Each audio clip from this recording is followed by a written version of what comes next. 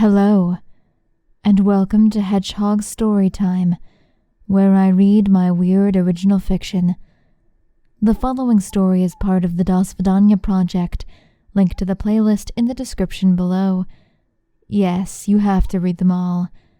No, that is not a request.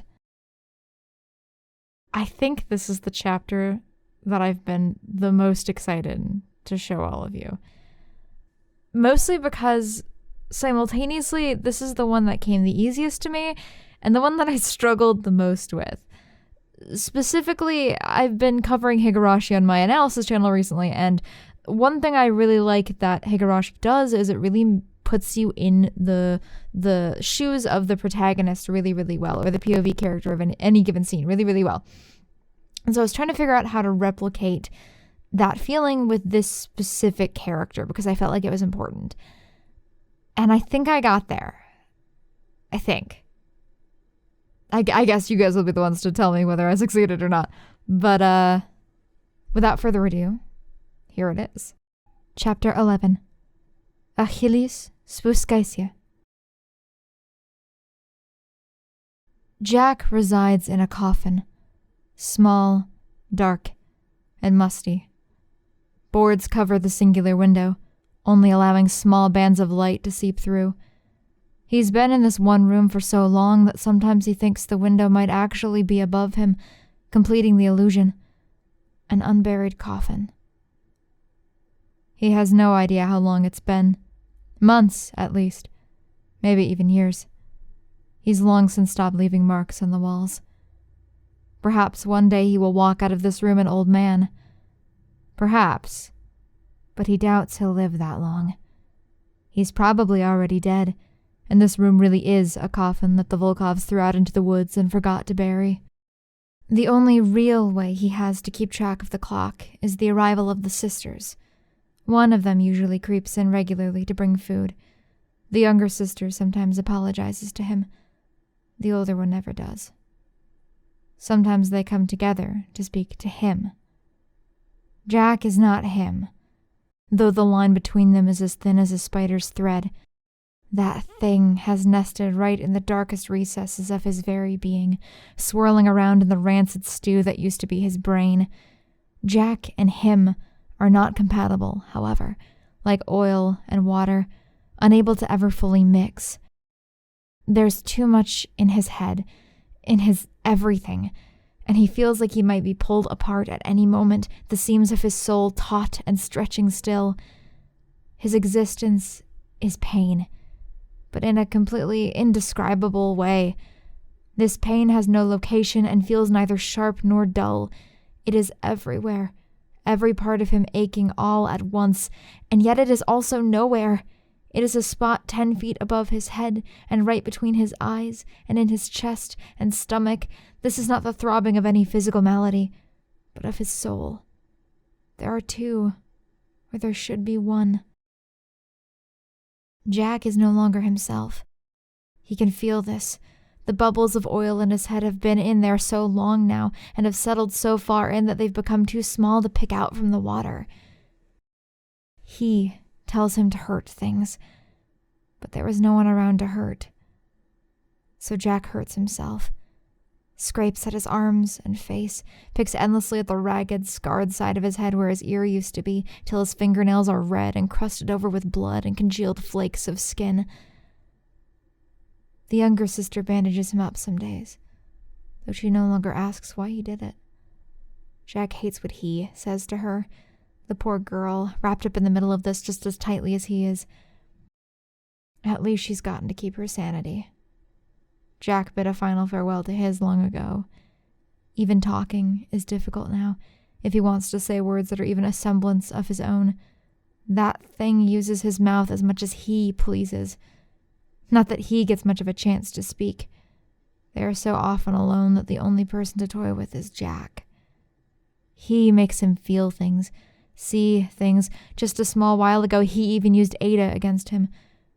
Jack hasn't hallucinated Ada in a long time. He assumed that the thing had gotten bored of showing him all of the horrible things she could be facing right now that he is gone.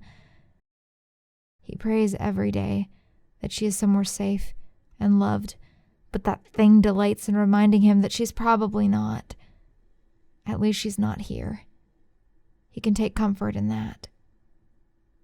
Wherever she is now, that blood is on his hands, the brother that couldn't protect her.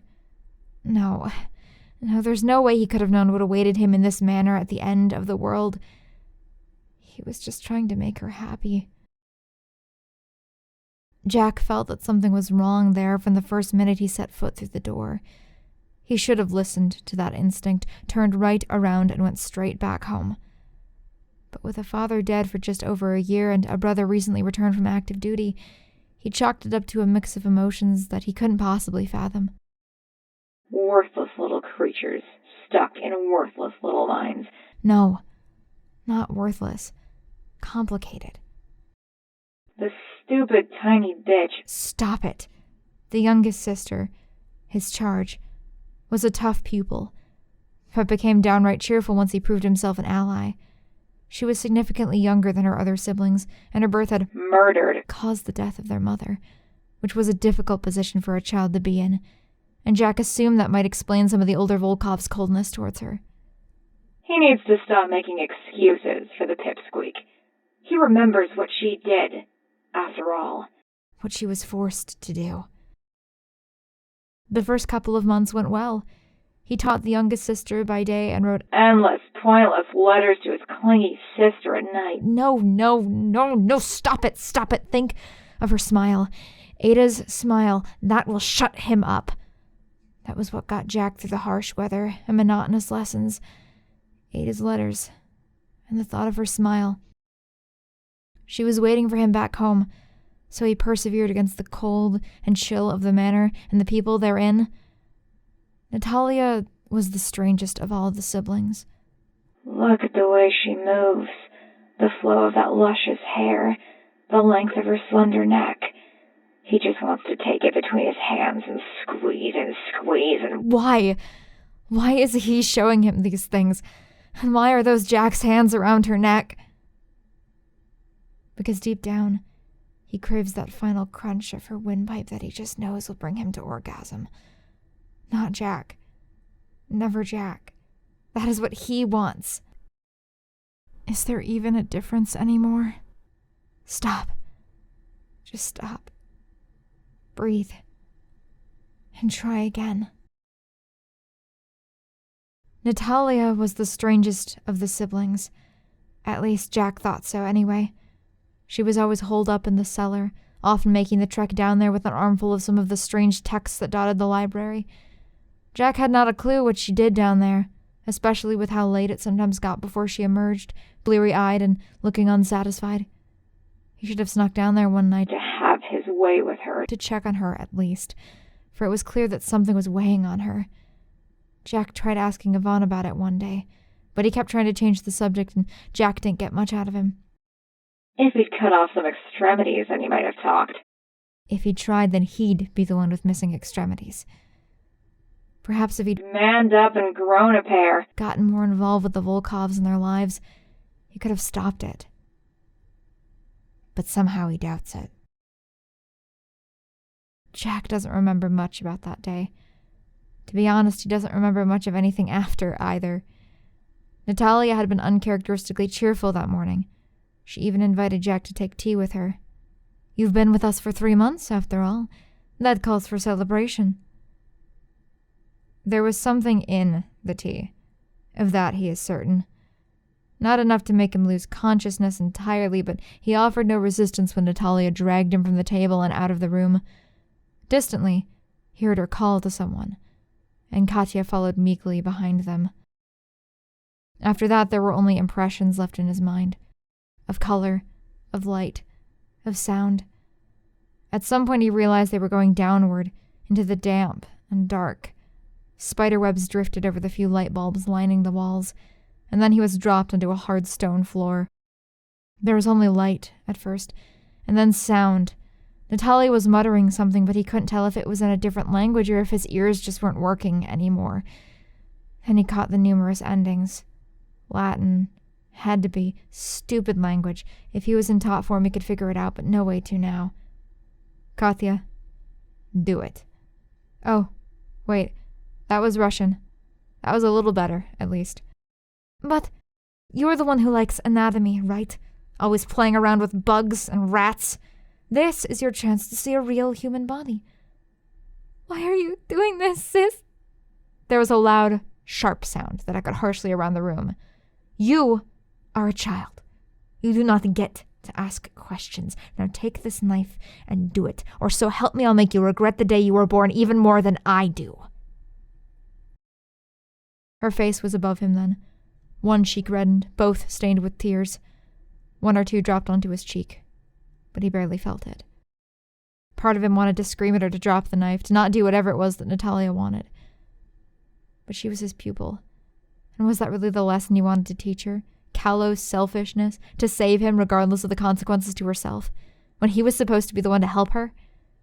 His mouth and throat were far too numb to say anything, so he just blinked at her. Only once. It's all right. A sudden roar ripped through his brain as the right side of his head from temple to jaw erupted in excruciating pain. He collapsed into a pitiful pile as something hot and wet trickled down his neck. That wasn't so hard, was it? That one was Natalia again, but suddenly it was much more distant and hard to make out. This will be his connection. Out of nowhere, Jack felt a gust of wind blow past him. Were they still in the cellar? I know you're there, Natalia shouted over the roaring cacophony. I know you can hear me. You know you will never have me. So instead take this one, a servant, an extension of myself. You can do that, can't you? And then the harsh breeze spoke. The whistling formed syllables and the blowing breath. Do you understand the consequences? It asked. It will not be enough.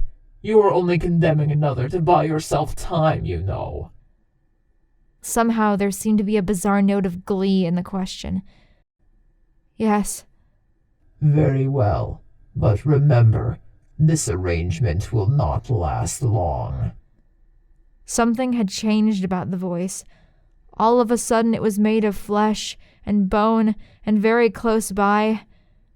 And that was when Jack realized it.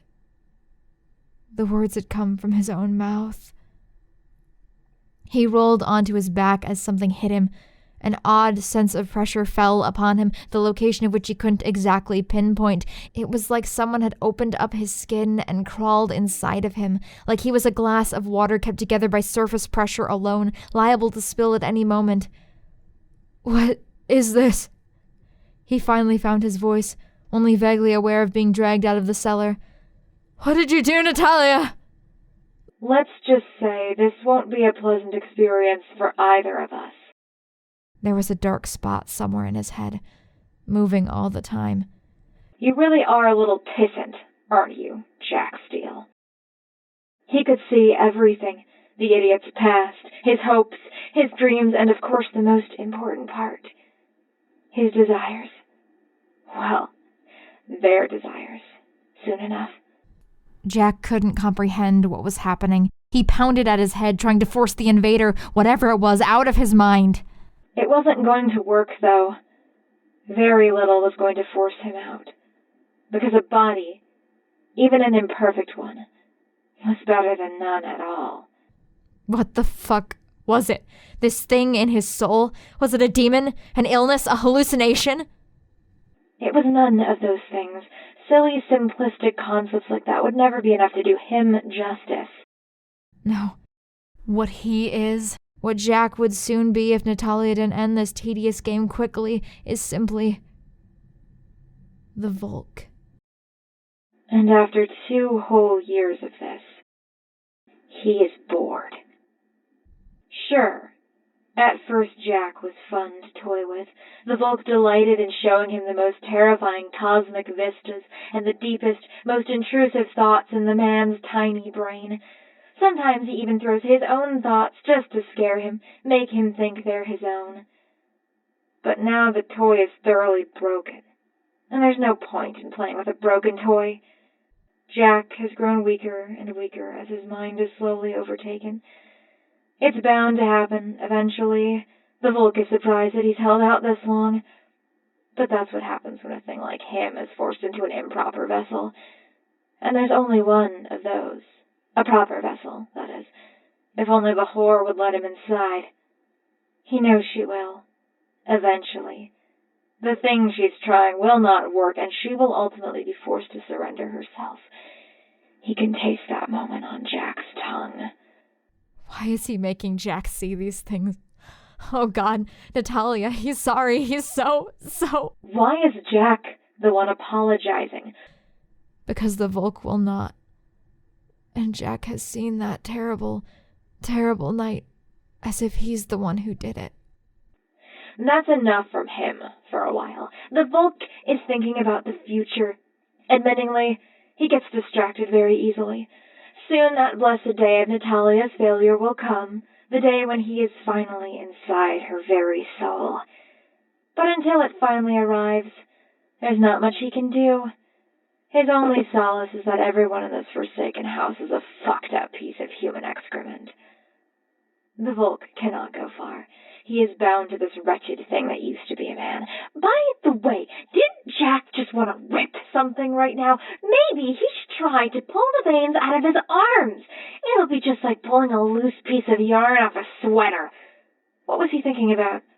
Oh yes, his entertainment. He cannot stretch himself so thin as to see their whole minds like Jack's.